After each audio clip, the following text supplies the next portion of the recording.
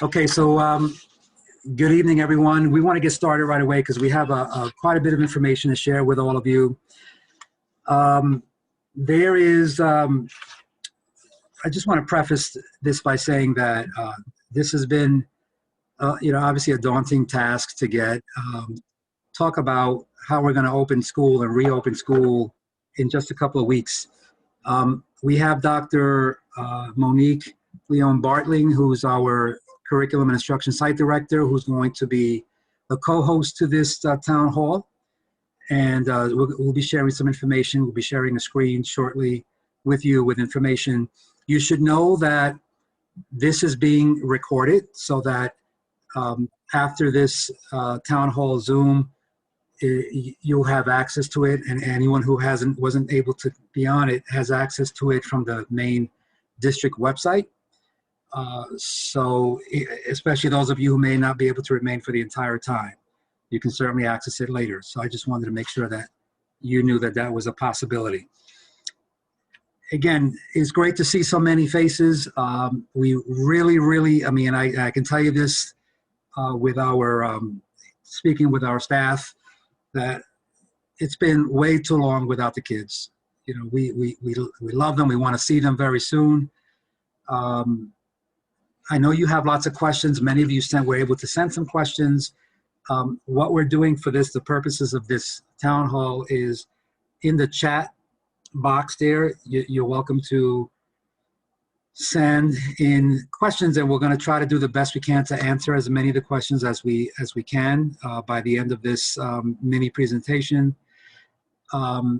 We have to rely on Wi-Fi, so I apologize in advance if at any time I freeze or, you know, we get disrupted in any way, which is why Dr. Bartley and I are looking to co-host this, so that way we can sort of back each other up here. We would like you to know that the purpose of this meeting is really to help you gain a better understanding of the following points. One is what the district and the school, particularly Fox Run School, will be doing to support the health and safety of your child or children. We will want you to have a better understanding of what a day will look like for your child, what your responsibilities will be, what the responsibilities of the children will be. And then finally, you know, to know, we hope that you'll be able to know who you can go to for more information or for support or for assistance beyond this meeting. Communication will be ongoing, so this is like the first of additional town halls that we will hope to have to, you know, provide you with information. But for the purposes of this, we have an agenda set to go over a number of things. And then Dr. Bartley and I will be, like I mentioned before, we'll be tag teaming on some of the topics that are going to be coming up for this town hall. The first thing I want to share is that there is nothing more important than the health and safety of all the kids. That's really what it comes down to. We have to have and use the best common sense we have, but at the same time be compliant with the Department of Health protocols, the CDC, and, you know, from the state and on the local level.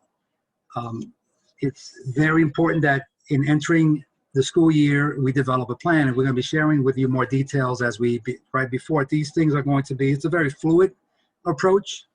You know, things change by the end of the day or by the end of the week. You know, we're not really sure if we open tomorrow, this is exactly the way things are going to look. But for argument's sake, if school were to open tomorrow, this is the plan that we're looking to follow. And the plan will involve, you know, students and all staff will be wearing masks. Masks are a requirement. I know some parents have asked about and inquired about, you know, the possibility of not using masks or having concerns about their child being able to keep the mask on. We have to follow the guidelines that tell us that The masks are absolutely a requirement. And unless there's some sort of medical exemption or extenuating reason why the child cannot wear a mask, everyone's going to have to wear a mask. You should know that 50% or even less than that is reduced density in the building. So all the schools have been required to develop a plan where students in the classroom are social distancing. So they will be six feet apart. So classrooms that typically had, let's say, 22 or 24 students will no longer be that size. We're very, very, very pleased to say that we're not one of the schools that has to relocate an overflow of students to another building. So some schools have to send their 4th and 5th graders to as an overflow to other buildings. We're able to house all of our students at Fox Run School, so no students at this time, unless we get some unprecedented booming and over enrollment overnight.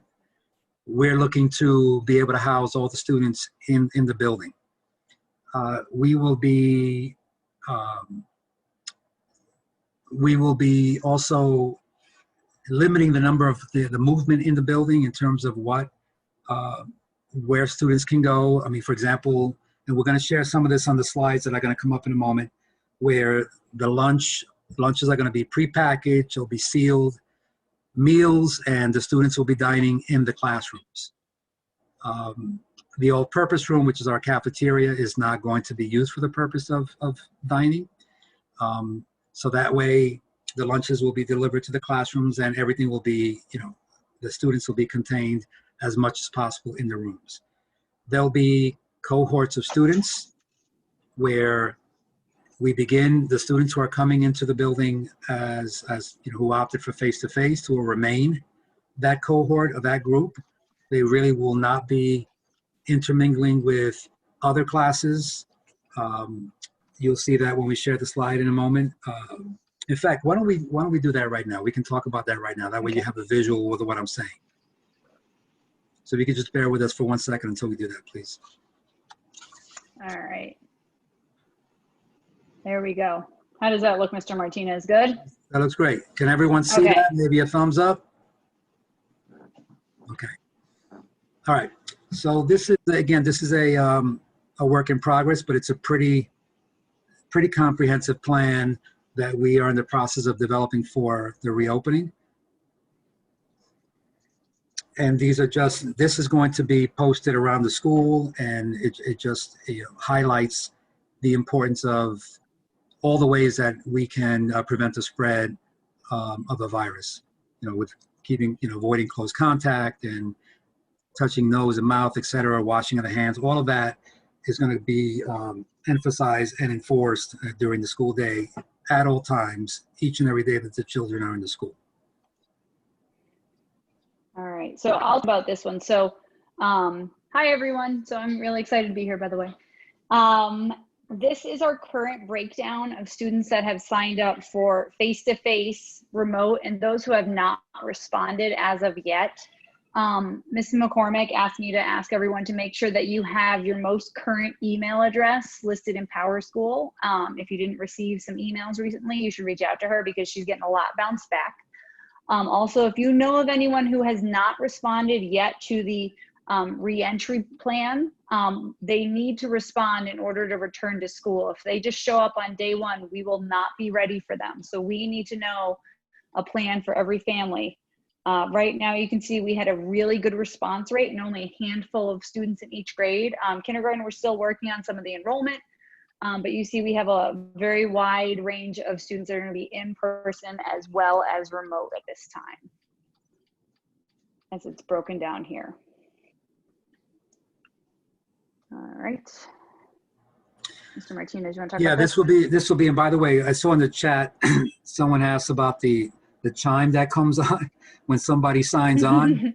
If I can figure out how to do that, I will, because it is distracting when you hear someone coming in. So I'll work on getting that taken care of. So I apologize in advance. This is just a prototype of the daily parent checklist. So this form has to be submitted every day that the children come to school. You can fill it out at home and send it in with your child. And what we're going to do is when we send out the placement letters, and by the way, the placement letters, and again, you'll receive an email, a blast regarding placement letters in terms of your child's teacher. They'll be mailed out August 24th. And we're going to send out this form, and we'll even on the first day of school send a set so that you can have them for the duration of time that they're going to figure out a way to do it remotely.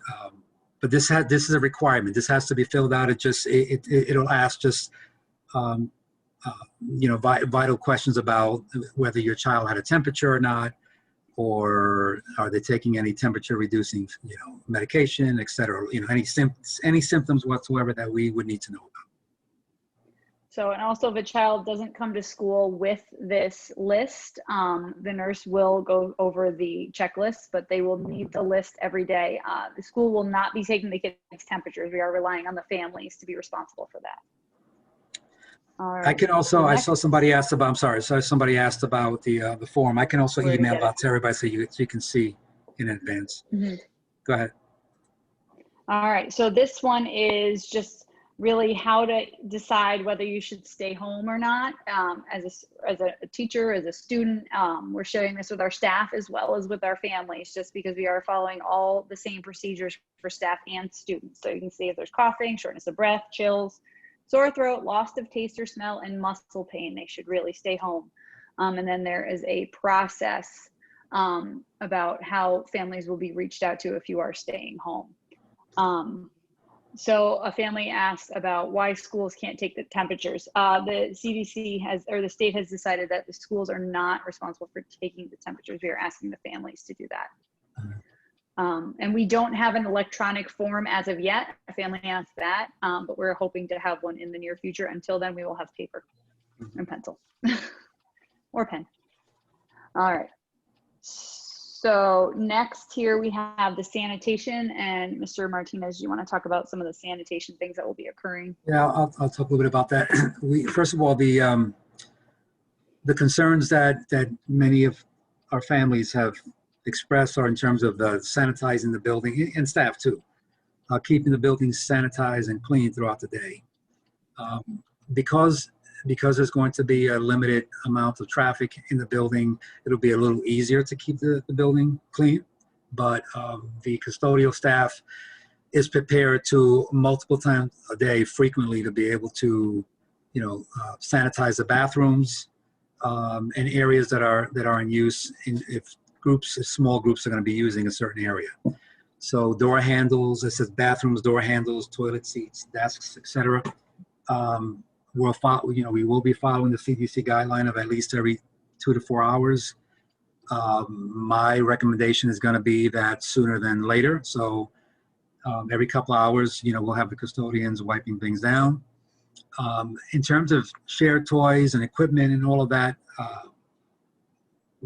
we're working on trying to get students to just have their own either learning manipulatives or any materials, learning materials that they have. It'll just be used by them and only them, even down to the masks, where in terms of where they place the mask when they use them, they have to place them inside the desk as opposed to on top of the desk. And we'll look to have bags, for each of the students to be able to put their masks away. One-way traffic patterns in the hallways. There'll be, again, small groups. And we're going to share, not in this PowerPoint, because this is just sort of an overview, but before we open school, we'll share with you the specific entry and exit points for arrival in the morning, recess, and even a dismissal. So just to give an example, we're planning to have just one devoted entrance for the C wing and one for the B wing. And we're even going to look to stagnate when the buses arrive versus when students get dropped off. You should know that I will be prioritizing on drop-offs to be conducted first. So our starting time this year, being that it'll be an hour later, 9 a.m. I'd want the drop-off, the students to get dropped off to enter the building first, and then stagnate the bus arrivals thereafter.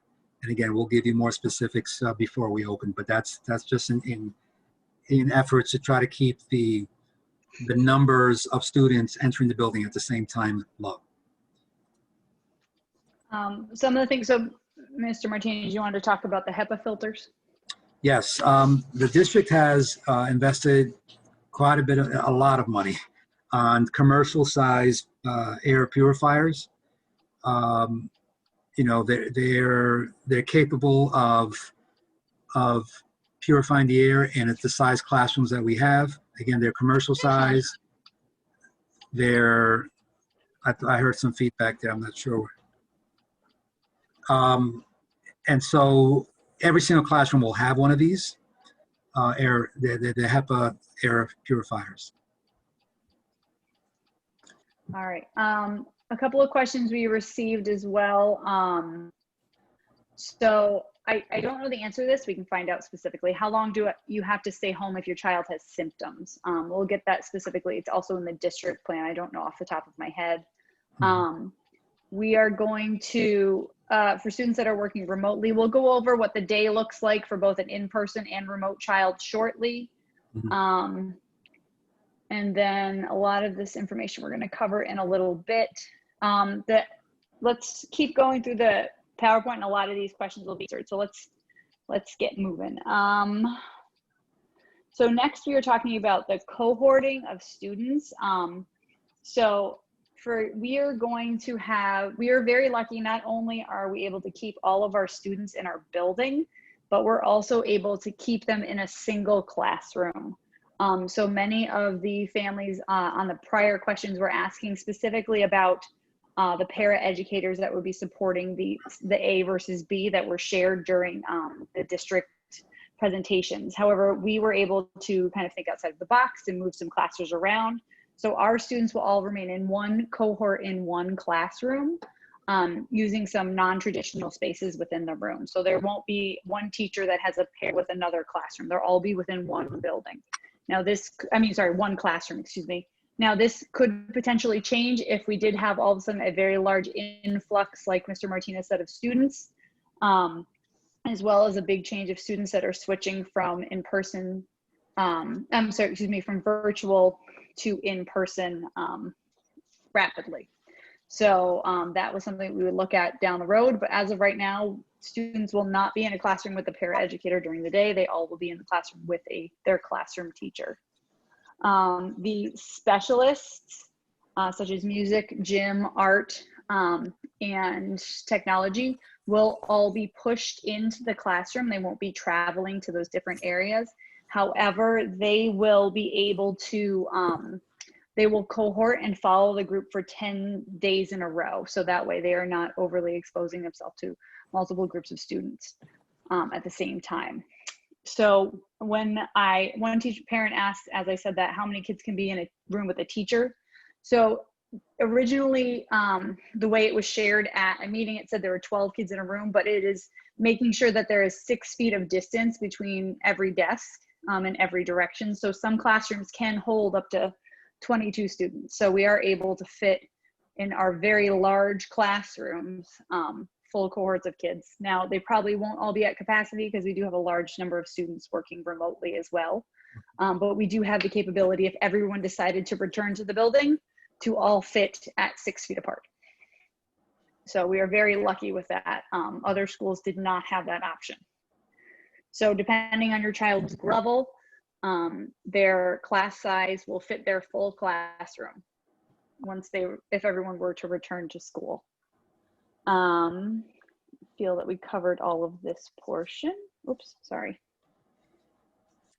All right, there we are. So here we're going to talk about our campus and what we said, like we won't be splitting over 2 classrooms. A couple of classrooms will be moving around, however, to fit all of our students. And one of the specific ones will be our 3rd grade cohort. So 2 3rd grade classrooms will be in our cafeteria multi-purpose room. They are larger classes, so we did have to move those students into there, but we will also have dividers air conditioning, technology, and the dividers will also be used for sound barriers as well, to best meet the needs of those classrooms. Let me just elaborate a little bit more on this.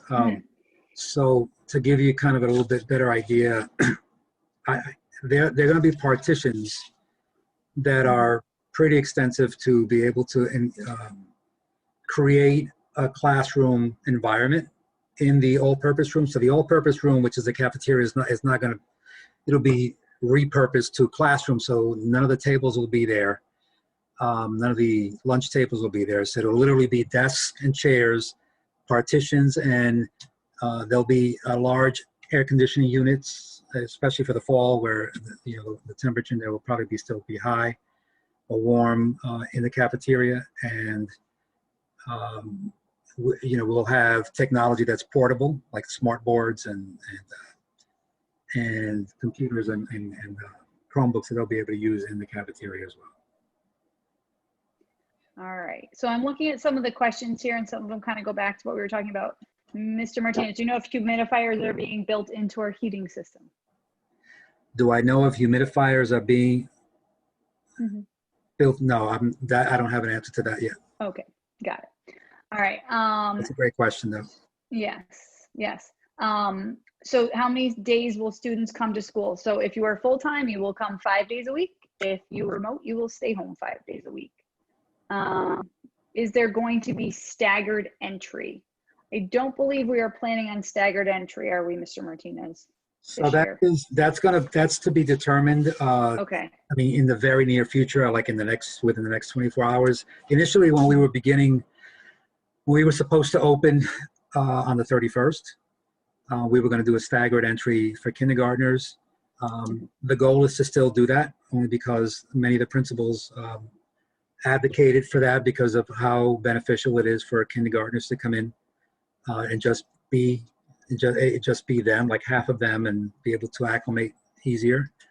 So that's going to be determined within the next day or so, and I'll be sending out. I'll be adding that to the communication I send out to everyone. Great, thank you. All right, let me see where I left off here. The school hours this year. So we do have a change in school hours. That's not due to COVID though. So do you want to share that one, just because I'm new to the building? I'm not sure where compared to what they are. Right, so we're going to be an hour later. We're going to open later an hour, and then we're going to close an hour later. So there has to be a little bit of flexibility here because under the COVID guidelines, we're going to need a little bit of flexibility in the morning to start the day, because we have staggered entry, kids coming in, drop off, and then thereafter buses. And at the end of the day, we also have to leave a few minutes, not a lot of time, but let's say about 15-20 minutes of flexibility at the end of the day, as one of the days of the week is going to be for the district to communicate and work with the teachers under professional development purposes, and whatever other information we'll need to have during this hybrid approach. So it'll be about the same thing. It'll be the day will start at 9, meaning the doors will open at 9, and dismissal will be 3:50 as opposed to 2:50. Okay. All right, we're going to keep going. A lot of the questions that I've been receiving are going to be covered in the coming slide. So let me keep going. So here is a map of how, it might be kind of small to see, but I want to get it all in one image, of how we're going to be moving classrooms around to meet the needs of our current grade level cohorts. So currently, if we start in our B wing, which is on the right side of the slide, the current kindergarten rooms will actually be used for second grade because we have larger cohorts of students. First grade will stay in about the same location that they were, and kindergarten will be located at the end of the hallway. And there are several bathrooms as well down there that will meet the needs of those students. So all the K through 2 students will stay in the same wing. There's just a little bit of movement within the wing, and they'll all still be clustered together. If we go to the C wing here, you will see that 5th grade is a smaller cohort, so they'll be at the beginning. Then fourth grade, and they are our larger section, so we do have room for overflow if needed, but we currently, with our current remote versus in person, we won't need that space, but we have it available if they were to come back. And you see that we put our other 2 third grade classrooms into the all-purpose room. So this is the breakdown that we're currently working with as of right now. Like we said, everything is fluid and could change, but this would meet a lot of our needs at this point. So that is our breakdown of how we're going to set up the building. So one of the questions we're getting a lot, several times, is about the before and after school program. And that will be located in the gym on the side farther from the stage. And it will be run similar to what it was in the past. The students will exit to their respective wings from there for the B wing and the C wing. And they will follow the same protocols that the school does for cleaning, as well as health checks and things like that prior to the start of the day. Is there anything else to hear, Mr. Martinez, you want to share? Good? No, we're good. Okay. A lot of questions have been about what the day will look like for our students. So first, we're going to talk about just teaching and learning in general. So like we said earlier, if you're in person for 5 days. If you are remote for 5 days. And if you are deciding to switch from in-person to remote, you can do that on a pretty smooth basis. However, if you are going from remote to in-person, we need at least 10 instructional days of notice. As you can see, we set up classrooms based on what we currently have listed, and we need time to make adjustments to furniture, to spacing, to materials, and things like that. So But I can just interject. I'm sorry, I just want to interject that it's really important that, while that's important that you provide us with notice at any time, you as parents can opt to change the mode of instruction that you feel is best for your child. So if your child begins face-to-face and you choose, you want to choose to do remote learning, you can do that at any point in time. The same thing with going remote to face-to-face. Is just the logistical piece is really important, because we want to make sure that we continue to really practice our focus is the health and safety. That's really what it comes down to. No matter what we do, we always have to put the health and safety of all kids first. Yes. So one of the questions was about a hybrid model. Norwalk is not offering a hybrid model at this time. It is either all in person or all remote. So that is a decision you have to make as a family at this point. We will talk about drop off and pick up. Someone asked about entry points, so we'll talk more about that as we get farther along. And someone asked about interaction with other teachers. So the students will be in their classroom with their classroom teachers for a majority of the time. So we can also, excuse me, I got distracted. So their specialists will also push in. We can also talk about reading interventionists pushing in and how that would best meet the needs. All of this would be continue with social distancing within the classrooms. And the use of PPEs. Yep. Yes, as well as the use of PPEs. There was questions about SPED services being provided. And so we've talked about grouping some of the SPED students together, and so that students are able to receive their services in their classroom if possible. And doing similar with reading and with additional reading and math instruction as well. All right. Will breakfast be offered? If so, how? So we'll talk more about eating shortly. Social emotional learning is going to be a main component as we return to school. Can I just talk a little bit about? Yeah, that's all that. Yep.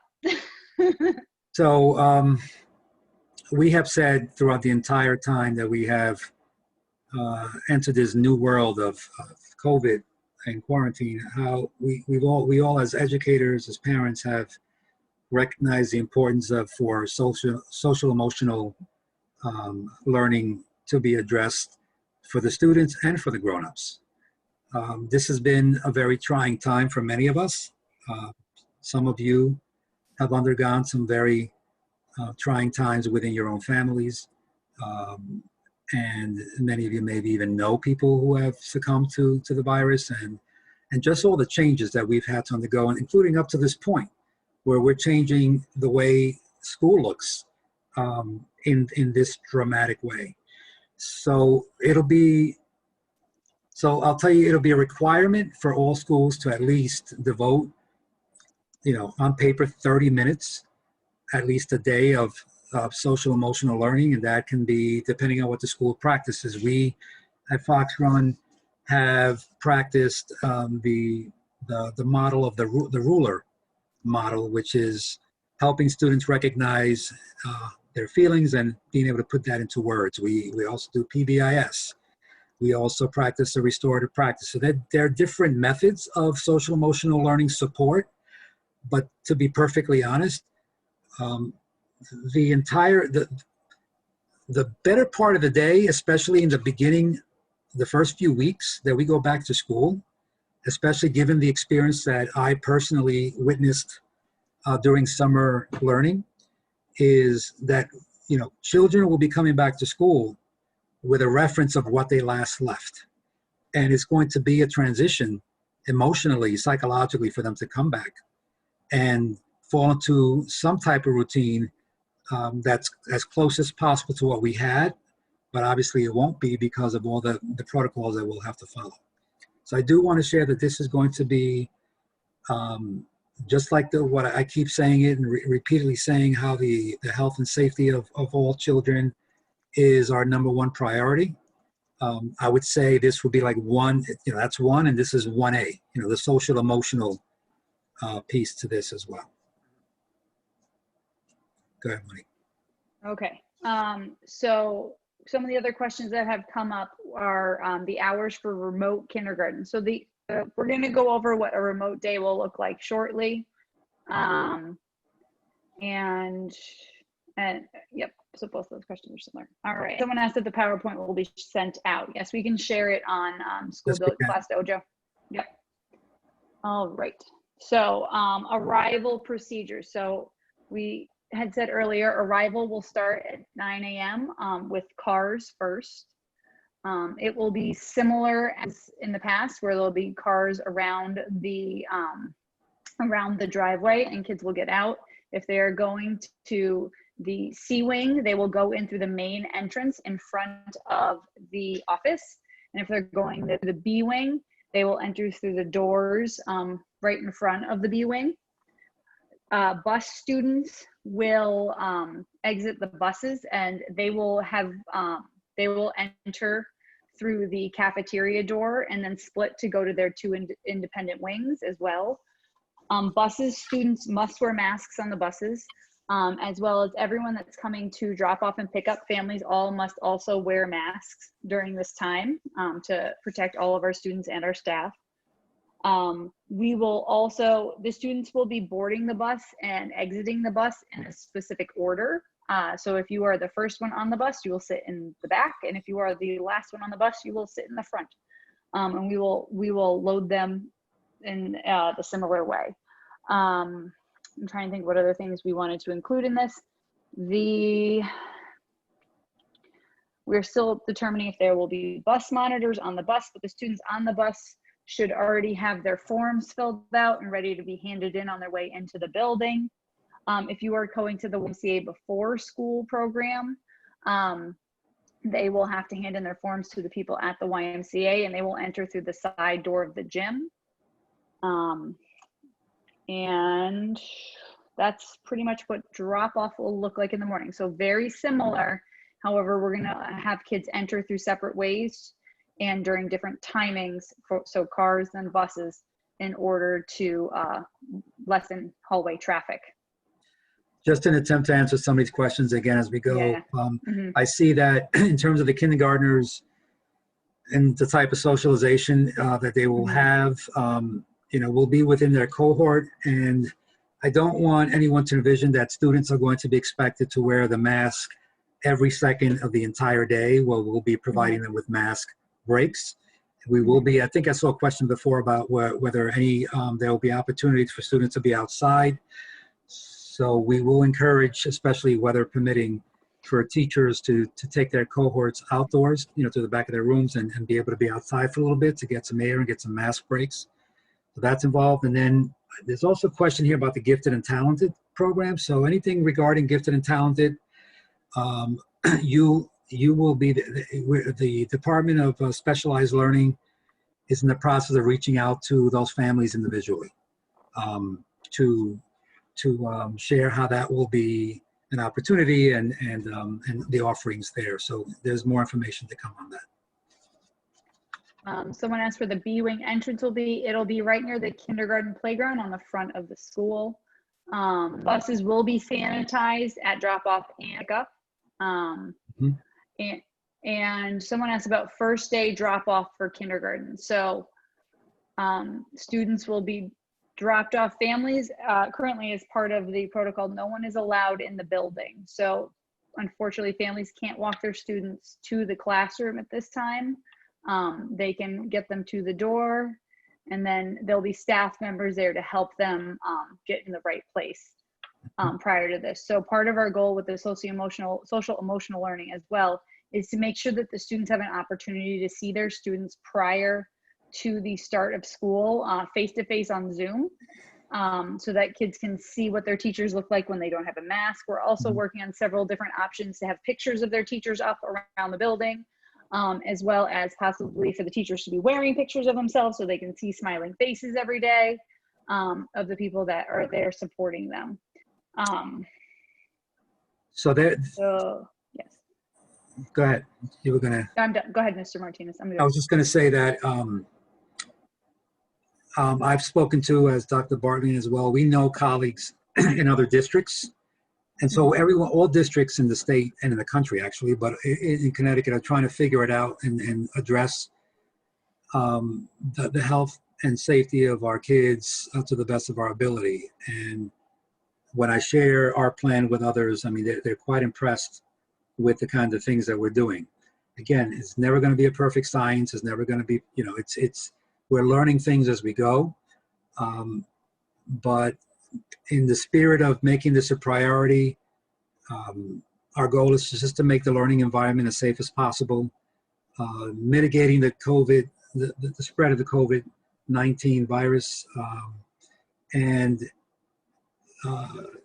also addressing potential cases. And one of the things that is going to be part of the operating manual, that we have developed, is that all schools, Fox Run included, is going to have what we call an isolation room. And that may sound a little bit more dismal than what it is. It's just an additional room. It's like an extension of the nurse's office, but it's a devoted space in the building that has a room with a window, a bathroom in it, where should a student or staff member display any type of symptoms, they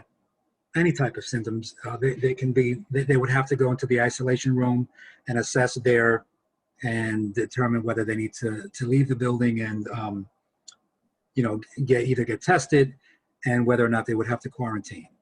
So that's like the measures that are going to be taken in order to be able to address that concern. In the interim, synchronous learning will be the attempt each and every day when it comes to students who are remote, being able to access the live sessions during the school day in the classroom, and be engaged in instruction in real time. Another question was asked about what instruction will look like in grade, so we'll get to that one shortly.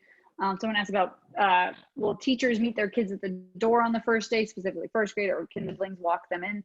So we will have a lot of supporting staff in the hallways available to get our students to where they need to be on the first day. Our bus students, we're also looking to give them labels with name tags and classrooms on them as they exit, so they know where they're going. And if for some reason they get misled, someone can help them in the right direction. it said a sibling, if the sibling is in the same hallway, they can drop them off. However, if they are in a different hallway, they will have to go on their own separate ways. I am thinking about going back to that kindergarten question. And as a parent of a kindergartner from last year, I know it's so hard to think, oh, my baby's got to go into school by themselves on that first day, but they'll be okay. They'll make it in. And it's a tough first day, but it's almost tougher on the families than it is on your kids. So as they come in, just know that they're going to be meet, greet, smiling faces, whether they're behind masks or whether they're there, and they'll be in the right place for them at that time if you've chosen person learning. All right, let's go on to the next one. So one of the questions that I see here is on mask breaks. So this kind of meets that. So we will have mask breaks throughout the day. The plan is for 2 to 3 mask breaks a day. However, if students do need them on a more regular basis, we can plan that out with individual children, especially if there are medical needs that need to be met. One of the things that we're going to work on with the children from day one is how to appropriately remove your mask and keep it clean, and where to store it, folding it so it's inward, putting it in a plastic or paper bag that's well labeled, storing it inside your desk so that it is safe for them to put back on. They could use lanyards as well. However, they have to be pull apart lanyards. They can't just be a regular string. When they're on these mask breaks, they will be socially distanced. Obviously, they would be either right outside their classroom or on some of our designated playground, our field areas, so that they are able to take a break safely and just take a step out from being in the classroom. During recess time specifically, there's no sharing of equipment. And at this time, we are not able to use the playgrounds. Because they cannot be appropriately sanitized between each group. And if it is inclement weather, they will have recess inside their classrooms with a recess aid. And the students will add in engaging active games 6 feet apart to also take a mask break. And they will not be technology screen based. They will be spending time on the computer more than they had in the past. So we want to take a break from the screen during that time. I also saw a question somewhere earlier about recess outside. And although we won't be able to engage, or they won't be able to participate in the playscapes, there will be also organized, structured games that they can play outside. And we're going to work with our wonderful gym teacher to help support our recess aides in planning games for them to socially distance and keep them involved during recess time as well. All right, so we kind of talked about it. So the different areas we talked about, mask breaks can take place right outside their doors to their classrooms. And on the field, we have 4 designated areas for recess, as well as 2 areas that are designated for gym as well. And they can rotate based on what groups are focusing on at the time. We have the tennis courts, the basketball courts, the 2 baseball fields, as well as plenty of open field space between the baseball fields and closer to the parking lot, but not. All right. So dining, do we want to we got a lot of questions in the last couple of minutes that I've. Yeah, why don't we just address the questions, because we're going to send this to them anyway, to the. Yes, that's true. That's true. And it's going to be, it's hard to see anyway, so, yeah. Yeah, so some of these will come up in our questions anyway. So we talk 5th graders with Chromebooks. So, and just Chromebook use in general. So our learning will be planned both, whether you're an in-person student or a virtual student, through Google Classroom or through Seesaw if you're in the lower grades. This will allow for remote students as well as in-person students to be working on the same content with the same teacher at the same time. The students will not be on the Chromebooks all day. They will have other supporting materials. The district is pushing for the use of choice boards, which allows students independent practice after some instructional time and some guided practice, so that they are able to focus on what they have been working on in the classroom from there. So students that are learning remotely will have the same length of day that students that are in school. They will have opportunities to meet with their teachers, and some of that's a little more laid out in here, so we'll cover that there. We talked about quarantining. I believe we already answered this. What happens if a school decides the students need to be quarantined? Are parents called to pick them up? Yes, yes, they would be called to pick them up. We do have a separate exit in the room that is quarantined, so the parents can pick them up there. So will students in second grade use a Chromebook if they stay home? So all students have one-to-one devices at this point in Norwalk. The K and 1 students, I believe, are the only ones that have not received their devices at this point, and I have those ready to go at school. So those will be passed out in the first few days of school. However, we will keep them for the kids to learn how to use them before we send them home. We're not just going to send them home and wish you luck. So we will work with them at school to learn how to turn them on, how to use all the different apps on them, and how to work their way through them. There's also, I believe there's a parent committee as well that is offering a lot of webinars on how to use the different apps that the district focuses on as well. I'm going to post that on our class dojo, so it's on all the different, on Seesaw, on Google Classroom, so that parents that are going to be informed on how to use these different platforms. How is pickup done? We didn't get there yet. So we've only gotten to school so far in our PowerPoint here. Pickup will be similar as before. Instead of the students being, like for example, the car students being in the gym, they will now remain in their classrooms, and they will be contacted using an electronic app for the students to come to the cars. The bus students will stay in the classrooms, and someone for each bus will pick them up down the hallway and deliver them to the bus. And the students in the YMCA program will be picked up similar to the bus students and brought to the gym as well.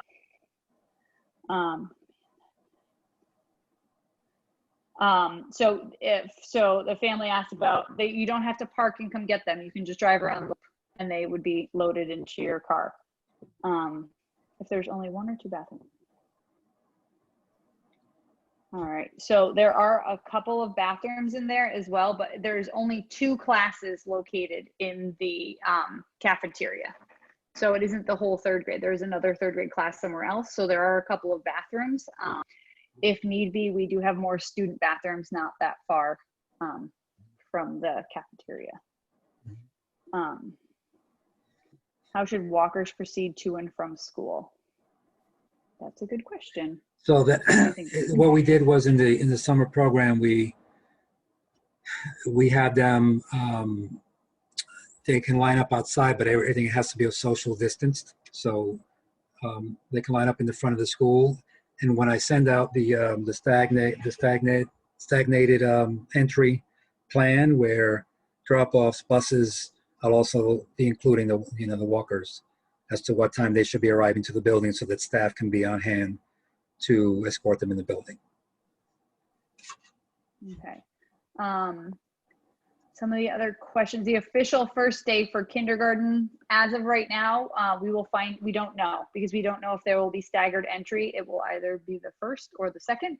We will let you know as soon as we know. Will students be provided? Come over here, you got school. Oh. Will students? Want me to bring school to you, Lino? Will students be provided Chromebooks?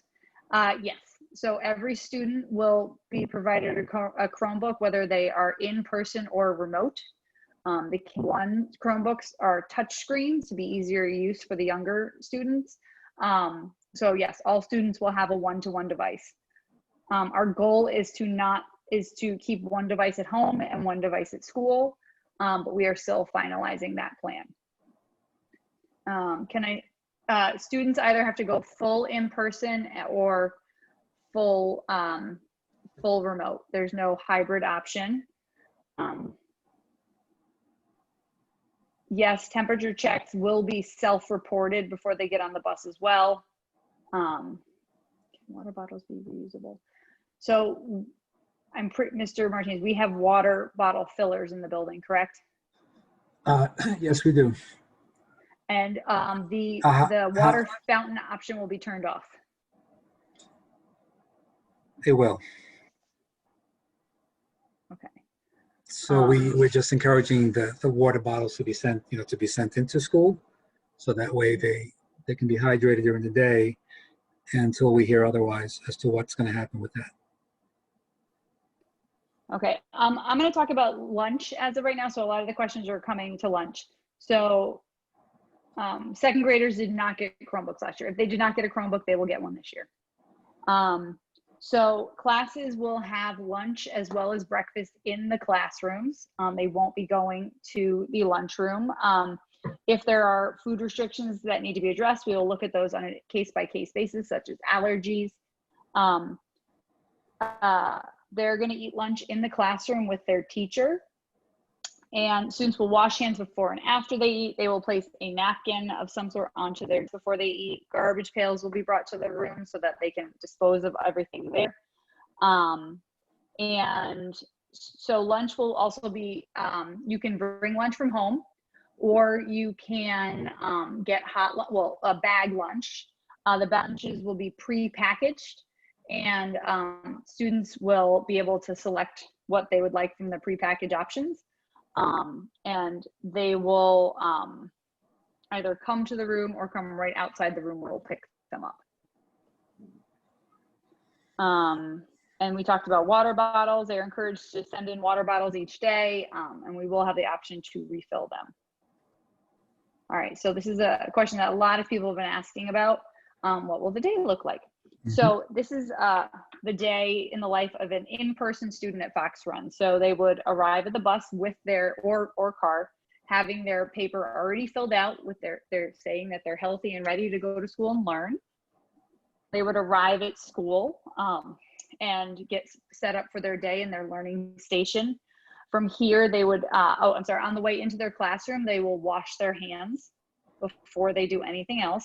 Then they will get ready in their learning station, getting all the materials they need and unpacked for the day. They will then focus in social emotional learning of some sort, whether it's a morning meeting, different opportunities. And then from there, they will focus on their main content of the day, reading, probably in the morning, writing, phonics, things like that. And then during that time, the students will have the gradual release of responsibility with their choice boards. We'll have more independent practice, wash their hands again for lunch. There will be a mask break in there at some point in the morning. It's just not on the picture. Wash their hands again before lunch, have recess, wash their hands again. And then the rest of their learning will occur in the afternoon for math, the other content areas, science, social studies, with another math break in the afternoon. And then the gradual release of responsibility for the choice boards, and then to dismissal. So the day, while it's simplified here on this board, will be similar to their prior day. They won't be going to their specials, but they will be coming to them. If they're receiving reading intervention or math intervention, that would be available within the classroom. They will be using their Chromebooks, but as well as other materials while they're in the classroom. They will have math manipulatives, they will have Post-its, they will have notebooks, they will have dry erase boards, all for their own individual station. And these materials as well will go home for our remote learners. So we will have go bags, which the PTO is so kindly donating to the school, of the materials that they will need for at-home learning. Because while they're remote students, while the in-person students are learning, the remote students will be learning as well. So here is a sample of our remote day. As you can see, they will start their day with learning, because they won't be riding the bus and coming in and washing their hands. They would start their day with their social emotional learning, or with their instruction, where they would participate with the class. They would have small group instruction, either through Google Meets or through Zoom. And then they will have responsibility of their own independently. They will have a lunch and a break at home as well. And then they will go back to their learning in the afternoon, where it again will be instruction, small group style, depending on the classroom setup, and independent responsibility at the end of the day. So their day will be the same length as our students that are in school. All right, so this is just some information on how to stay connected to what's going on at school. You can go to our website. Class Dojo is a great for current information as well, and then school messenger emails now as well. Our K2 or could be K1, we're still deciding on that platform, will most likely be Seesaw, and our upper grades will be using Google Classroom. So those are all of our slides. So I think we should spend the rest of our time kind of going through some of these questions we might have missed. Yeah, well, someone mentioned something about the fire drills. Yeah. So we're gonna, as to the best of my knowledge, we will be required to still conduct fire drills. They'll just be approached a little bit differently, as opposed to classes exiting through the corridors and out the front of the building and the sides. We'll be utilizing, teachers will escort students outside the egress doors and stand outside their classrooms at least the required number of feet away from the building during a fire drill. A question was, can we opt our children out of the screen time option? If you opt your distance learners out, that would be your instructional time, then the students would be missing. So their independent work would be a challenge. So I would not recommend that. They would lose out on their instructional time at that point.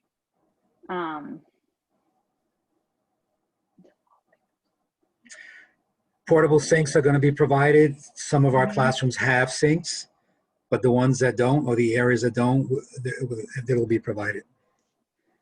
So it says remote learners will be on the computer all day. They would not be on the computer all day. They will have independent practice with their dry erase boards, with their manipulatives, with different reading materials, but it would not be all day. Their live instruction would be on the computer, and they might have opportunities such as using Symphony Math, to have independent practice that is at their own pace, but they will not spend the entire day on the computer. I made a mistake. I did not realize second graders did not get Chromebooks, so they will be receiving them. Will be the bus route. I do not know if the bus routes and the numbers will be the same as last year. I imagine they will be a bit different. They're actually adding a bus to us, so we're going to have about 7 buses. And the routes are going to be pretty much the same, but it's, the buses are not going to be able to have or be able to board as many students now, because they'll have to skip the bench, alternate benches. So one of the questions was, there are 5 fourth grade classes on the map. So there are 3 fourth grade classes at this time. All the students that we have fit into those independent classrooms. The extra 2 classrooms are if every remote child returns to school, we would need that extra space, but only if every single remote child returns to school. We do not anticipate needing those unless that is the case. And if that is the case, then there would be a paraprofessional in there, but at this time, we don't believe that will happen. So we are going to be hosting Zoom meetings for the kids to meet their teachers, and we are going to work with the kindergarten team to have some additional get to know you time with their students. What that looks like, I do not know yet. We're still working with the team today to figure that out exactly. Will kids take the bus and have to wait until? So no, we will not have to wait for all of the cars to be loaded before the kids get on the bus. We are just going to make sure we are not loading all of the buses at the same time. We'll do one at a time, and making sure that we just aren't overcrowding the hallways. There'll be a specific schedule for when all those students board. Yes, leave the building. Yes, kindergartners will get Chromebooks. They will get touchscreen Chromebooks. We are going to practice using them at school before they come. So will they have snack? Yes, I believe students will have snack during the school day. It would be similar to lunch. They would have to wash their hands before and after eating, put the napkin down. So yes, they will have snack. Yes, students can bring their own hand sanitizer. Yep.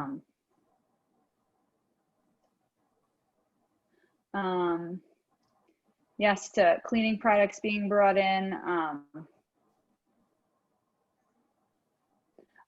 We will send you more information on whether to attend the Seesaw or Google Classroom information session once I touch base with the second grade team.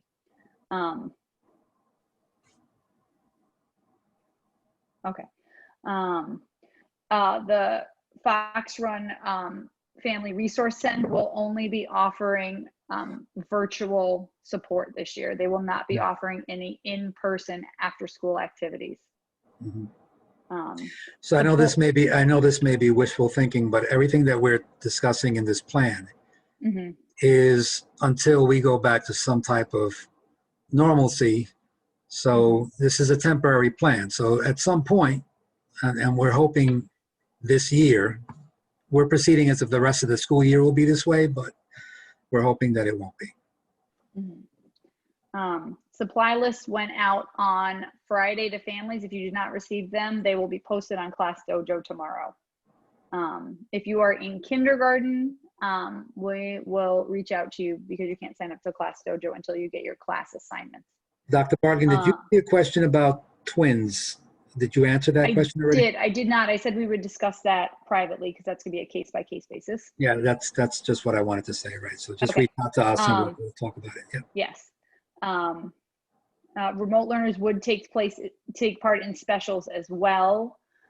There will not be webcams in the classroom. The teachers will be using their laptops to support the remote learners. They do have cameras on them, obviously, but it won't be a webcam that follows them around the room. It would be a deliberate instruction to both in-person and remote students. So they will not be teaching live to the remote students all day long, but they will have times that they are very specific and it will be mapped out. We are working to have specific teachers dedicated to larger groups of remote students so that they are able to focus more time on those remote learners as opposed to a couple in each classroom. I just included included our emails there. So after this and beyond, feel free to contact and reach out to us with questions or concerns. That's all. Yep. Hot lunch will be provided to the students. It will be a bag cold lunch. It won't actually be hot, but they can still get lunch. What else? Orchestra.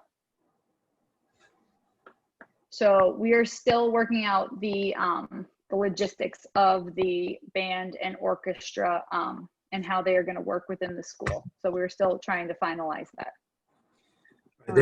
They are part of the, the deep cleaning plan that we have for the day.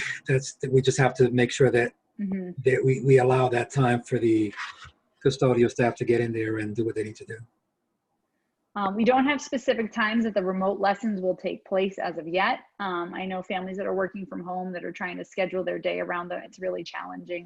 But until we have a clear number of students that will be remote, we can't really give a specific schedule as of right now. Kindergartners will get to virtually meet their teachers before school starts. Remote specials will be, it will be based on how the teachers are able to arrange the classes. So like I said, there'll be some classes that are focusing more on remote learning. So those teachers will have an opportunity, for the specialists as well, to meet with their remote students during their scheduled time. If the cases in Connecticut continue to rise, there are different levels. The orange, yellow, or yellow, orange, and red. I don't know if that's the correct order. If we go to red, we would go to again full home school, but that would be based on the district's decision. Other teachers, so parents will know their teachers. What day did you say earlier? I forgot what you said. Well, placement letters are going to be mailed out the 24th, August 24th. The 24th. Okay. Outline a typical day. So we already did outline what a typical day would look like. So they would come into school, wash their hands, however they arrive, they wash their hands on the way in, get themselves settled for the day. focus on some social emotional learning to get a sense of community. Then focus on most likely literacy, writing, phonemic awareness instruction in the morning, hand washing with mask break in there somewhere, hand washing, lunch, recess, hand washing, focus on the afternoon learning as well, most likely math and or social studies, science. Their specials would be in there somewhere, either morning or afternoon. And then they would exit through the routine that we had set up. So they can have hand sanitizers at their desk as well. It'll be readily available also. They won't be traveling around the room, touching a lot of other things, but they will be available. But just knowing that as a classroom teacher, we'll make sure their hands are clean, but if they become a distraction, like something to smear on your desk, we will monitor that appropriately. There's a lot of little guys. We know that these things are things they might not be used to. I mean, I've seen all those memes with the masks and all the things the kids can do. So we just got to get used to it, and it's going to take time. Start school. Trying to think if there's any other questions we should address today. The question about the supplies list for kindergarten didn't list the masks as supplies. I mean, we're not including the masks on supply list because it's a requirement to the Department of Health. So that's not actually a typo, more as an expectation that all students will be wearing masks. Supply lists for in-person as well as remote learners are similar. Obviously, if you're a remote learner, you don't need a mask at home, but the materials that we are requesting, cleaning materials will be different, but any type of pencils, crayons, that type of thing, you still want to have that at home because the teachers will expect them to have something along those lines available to them so they can participate in learning. Third graders that classrooms are in the cafeteria, they will not be dropped off at the cafeteria. They would enter through the, if they're a bus, they will go straight there. If they are a car drop off, they would enter through the 3 through 5 wing. And see through the C wing. Trying to think of anything else that we should. So let me just make a few closing remarks here. Yes. So that because there will be additional opportunities for, we're going to review these questions carefully to make sure that we are able to answer them. It's in its entirety. We also had sent out that link for questions. I think I just kind of want to reiterate the fact that this has been probably one of the most important tasks that educators have ever had to engage in the history of education, at least as far as I know it in my lifetime. We're all very concerned and worried about all the things that are happening around us, and there's nothing more important than the safety of our kids. And so I just want all of you families to know that to the staff member, every single staff member, is approaching this development of this safety plan as if they're preparing it for their own children. It is, again, something that we want to try to provide the best instructional opportunity for all kids, but we also want to make sure that we ask for your indulgence as well, and patience and cooperation in trying to figure out what's the best way to go here. I think that it goes without being said that we absolutely love our kids very much, and we want to make sure that they don't lose the joy of coming to school, that they have fun at the same time. So even something as simple as drawing pictures on our own masks, or having fun masks, making this as light as possible under the circumstances that are not so light. We want you to know that although we held this town hall meeting, and we understand that many questions are still going to continue to come up, we are definitely here for you to answer the questions to the best of our ability. We will be sharing more information as the week progresses. When we send out placement letters on the 24th, we'll have even more information there. But again, the goal is to make sure that when we open the doors to our school on September 1st, that when the children come in, that, you know, they don't, to the best of all of our ability, that they don't miss a beat. That they know that they're coming to an environment that's safe, that's happy, that is filled with grown-ups that are going to do whatever it takes to keep them safe and happy. And, you know, Dr. Bartley and myself, we're both parents, so we commiserate, but we also understand that we're very sensitive to all the questions that you're asking and how concerned you are. But there's nothing more important than keeping your children safe. Nothing more important. Dr. We did have Bartley, one more question. So we had one more question that asked about traveling on the weekends. We are asking that families do follow all the Connecticut guidelines if you're traveling in and out of the state on the weekends, especially for the states that are expected to be quarantined. Well, we do have a very options for families to do things, but just please be mindful of your planning as our kids are in classrooms with other students. Deidre McKinnon is our special education supervisor, and she's on this Zoom as well. She just posted on the chat there her email address. If anyone has any specific questions for her, she's also another contact person that you can reach out to. Yes. All right. Thank you so much, everyone, for joining us this evening. We had about 120 families, so that's awesome. It was really exciting to see such a large turnout on a weeknight. So we're really excited to see everyone. Very excited. It's a little, you know, it's unorthodox how we're doing this because it's not the usual way we connect with you, but we'll take it, right? We'll take it. Thank you, everyone. More information to follow.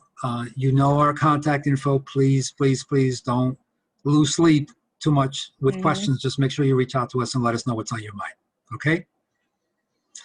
All right, everyone. Have a great night, and we'll see you very soon. Take care. Night. Bye.